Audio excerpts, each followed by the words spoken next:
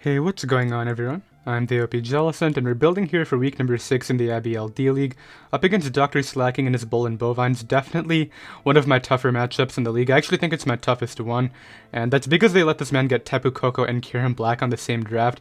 Those are both essentially top 5 Pokemon, so not really sure how that worked out, but I really think that the team that I built can come through right here, but it's going to be really tough. I got to set up my win cons correctly, and my team as a whole doesn't switch into Kyurem Black at all. The one pivot that I'm actually bringing gets 2-hit KO'd if he brings the correct set, but I'll go over that when talking about my Reuni. But right here, let's go ahead and start off with his roster. He has the Tapu Koko, as I said. So Tapu Koko on its own is not that big of a threat against my team. I have Landorus-T, I have Shaman. Because it's not a Z-Mon, he can't run like Z Brave Bird for my Shaman or anything like that.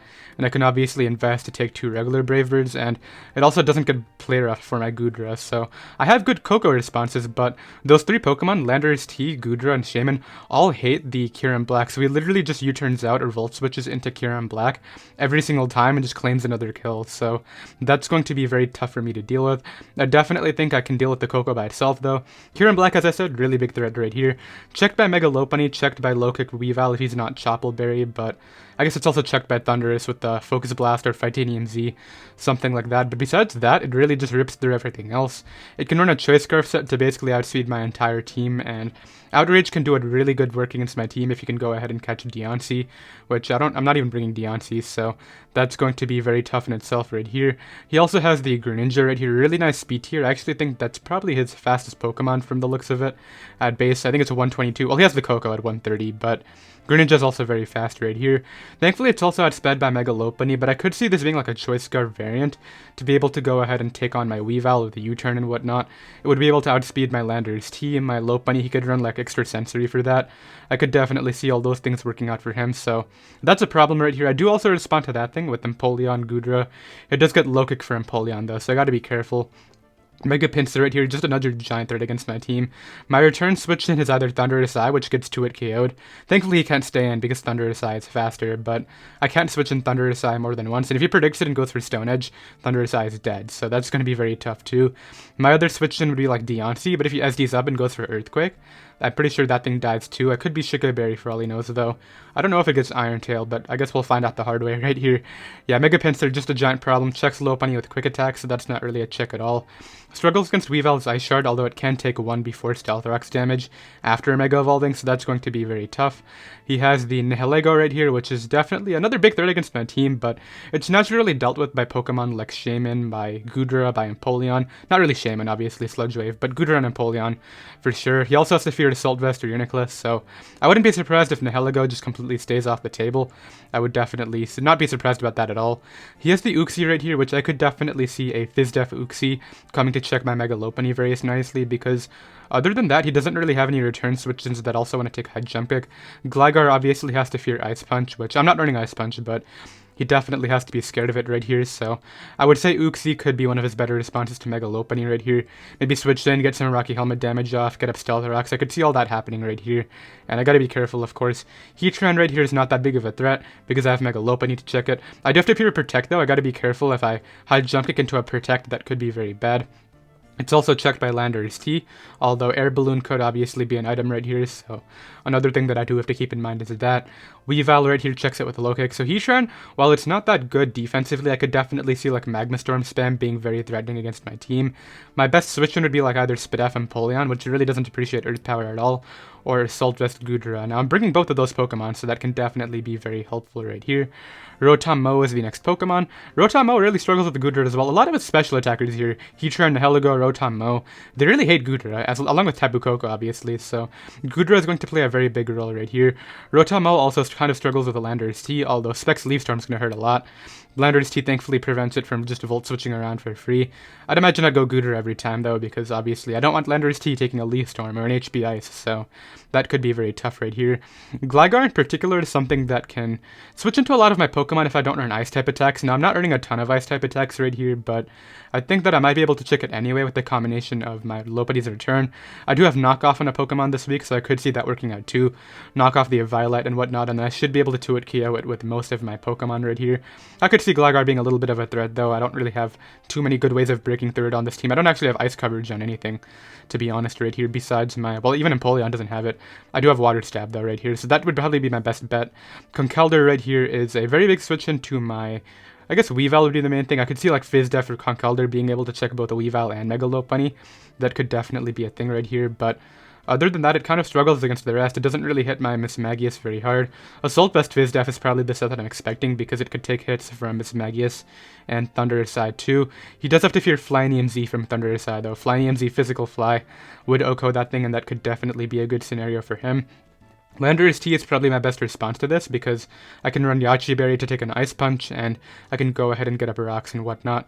He would have to fear Psychic too because I have run Special Lando-T before. And then finally he has the Gastrodon, which Gastrodon has an interesting matchup.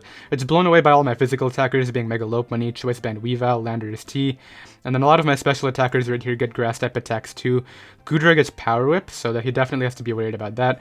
Reuniclus does get Energy Ball, and then Thundurus-T gets Grass Knot, and obviously it's going to struggle against Shaman too, so I don't really see Gastrodon coming at all, but yeah, that's going to be his 11 Pokemon right here. Let's go ahead and get into the 6 that I'm bringing to counter those. Alright, starting off the team right here, we have GoFed T-Seb, my Empoleon, which is actually running a Wincon Seb this week. Because this matchup was so bad, I decided I'm just going to go ahead and run a Wincon Empoleon, and maybe it can go ahead and work out right here, because I've been wanting to run it for quite a while, and if there's one matchup where you're going to try to meme, it's definitely going to be the one where you don't think you're going to win. So, I have Agility 3 attacks right here, with Flash Cannon, Surf, and Grass Knot.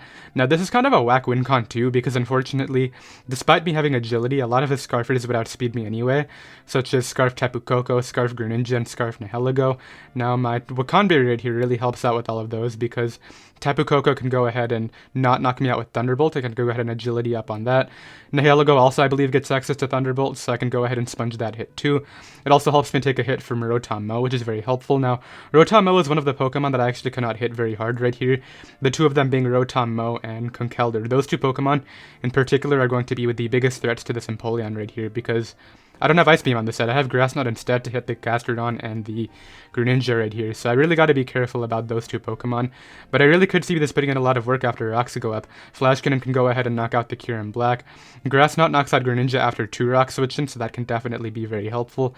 And after some chip on things like the Tapu Koko and the Uxie, can go ahead and knock that all out too. So hopefully this can go ahead and win. I'm not expecting it to. I'm definitely just expecting it to attempt to win, but then not win because of all the Scarfers. But maybe it will, who knows. Let's go ahead and move on to my second Pokemon. Okay, coming up next right here, I have Dimensions, my Mega Lopunny, which is running a sub-copycat variant. You may remember all the way back in week number 1, I ran a copycat set to go ahead and anti-lead Webs Galvantula, because they would get up Webs and then I would copycat it right back to their side of the field. Similar concept this week. I definitely am expecting Uxie to be one of their better responses to Dimensions right here, my Mega Lopunny, and basically I sub up on that switch. I can go ahead and return it for about 30%, assuming they are a very Fizz Def variant, and then the moment they get up Rocks, I can go ahead and copycat it right back to their side of the field, and then Greninja, Kyurem Black, Pinsir are all going to be put in range of my Empoleon right here, so that's basically the whole idea. This whole team is basically about chipping things down for Empoleon right here, and Rocks are definitely one of my better ways to do that, so I have several Rocks options on this team. This is one of them, and then Landorus-T is the other right here. Other than that, Return plus High Jump Kick does this really well against their team right here. High Jump Kick checks the Kyurem Black, the Heatran, and whatnot, and then of course the Return can go ahead and hit the Mega Pinsir. The Greninja, if I don't want to risk High Jump Kick missing and it's in range, so that's definitely very good right here. I don't 2-hit KO Fizz Def Gligar, but I'm really expecting a Spidef set to be able to help out against my Thundurus-T right here, so that could be very good. Once they get up those Rocks, I'll probably hard switch out my Lopunny, even if I'm behind a sub, because I do want to try to stay out of range of those priority attacks, being Conkeldurr's Mach Punch and Pinsir's Quick Attack, if I can at all, so that could be very good right here. And yeah, basically, I'm really hoping that tech works out. I didn't get to use it in week number 1, unfortunately, against Galvantula, so hopefully we can go ahead and copycat Rocks back to my opponent's side of the field this week, and let's go ahead and move on to my third Pokemon. Okay, rounding out the first half of this team right here, we have Shellnark or Assault Vest Goodra. I actually got a really cool set this week, so I don't really need Sap Sipper, because there's only Grass type attacks that are actually like Grass Knot and Nihilego and Uxie, and I sponge hits from those anyway, so I'm not too worried about all that. I guess Rotom-Mow too, but Leaf Storm's not going to be doing too much. And the whole idea right here is, I'm expecting this to come in on either Koko or Greninja on a U-turn, for example, and because they might fear some sort of berry set like Habanberry, they may be hesitant to go out into Kyurem Black, especially if they're a special variant, because if they are special Kyurem Black, they actually cannot deal with me at all. So they go Mega Pinsir right here, and then I can go ahead and take the hit due to my defense investment, counter that thing back, and then a huge threat is gone, because I really don't have switch-ins to Mega Pinsir at all. Thundurus gets 2-hit KO'd, and if they Stone Edge, I die. Empoleon right here is not running Sugar Berry, so Earthquake hurts, and I am an offensive set, so a return would just do too much anyway right here, so hopefully this lure can go ahead and work. Other than that, it's just a nice pivot into Pokemon like Nihilego, the Greninja, and Koko, as I said. It's my best Rotom Mo response on this team alongside my other Pokemon right here, which is also running an Assault Vest, but that's mainly meant to respond to Kyurem Black, as you guys will see, so it's really just a pivot in and a lure right here. We got Power Whip for the Gastrodon, Dragon Pulse for my main stab, and then Earthquake can go ahead and hit Pokemon like Heatran and the Tapu Koko right here, so hopefully I don't regret not running Ice Beam right here just for the Gligar, but we shall see. Let's go ahead and move on to my Landorus-T. Okay, getting into the second half of the team right here, I got Mike, my Landorus-T, which is running a Rocky Helmet, very Fizz-Def set this week, basically designed to help me out against the Mega Pinsir and the Conkeldurr right here, because I can go ahead and sponge hits from Mega Pinsir. If rocks aren't up and they're Hyper Cutter, I can still take a +2 return. Not well, but it will definitely be able to sponge it, and then I can go ahead and run Stone Edge right here and knock that out, which is very helpful. Rocks, as I said, are super important for my Empoleon.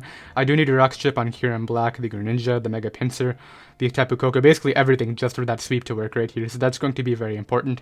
U-turn right here is really good because I'm assuming one of its better responses to this would be Uxie, or potentially Gligar. I'm able to outspeed both of those with my speed investment right here, and I can go ahead and U-turn out and get some momentum into another Pokemon. Even though it's fast momentum, I would definitely rather have Landorus-T get out of there and have whatever comes in take the hit rather than Landorus-T taking a hit and then U-turning out, so that's definitely very good.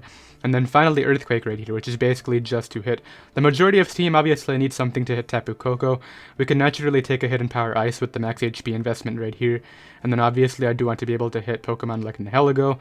This is one of my Pokemon that can actually take on Nihilego. Even after +1, I can take a Power Gem if he's like Choice Scarf or anything, so not too worried about Nihilego right here. And then obviously it also hits Heatran, and obviously it hits the Conkeldurr harder than anything else would right here, so ideally Landorus-T can go ahead and fulfill its job of taking on those physical attackers. Let's go ahead and get right into my best Kyurem Black response on this team in Reuniclus, which is not really a response at all. Okay, next up right here we have Sagoni, my Reuniclus, which is quote-unquote the Kyurem Black response. It's not a response at all. It gets 2-hit KO'd by Life Orb Dragon Claw, but I'm really expecting some sort of sub-variant, and this can go ahead and sponge those hits pretty well. Assault Vest allows me to take anything like an Ice Beam or a Draco Meteor, and then we have a lot of physical defense investment right here.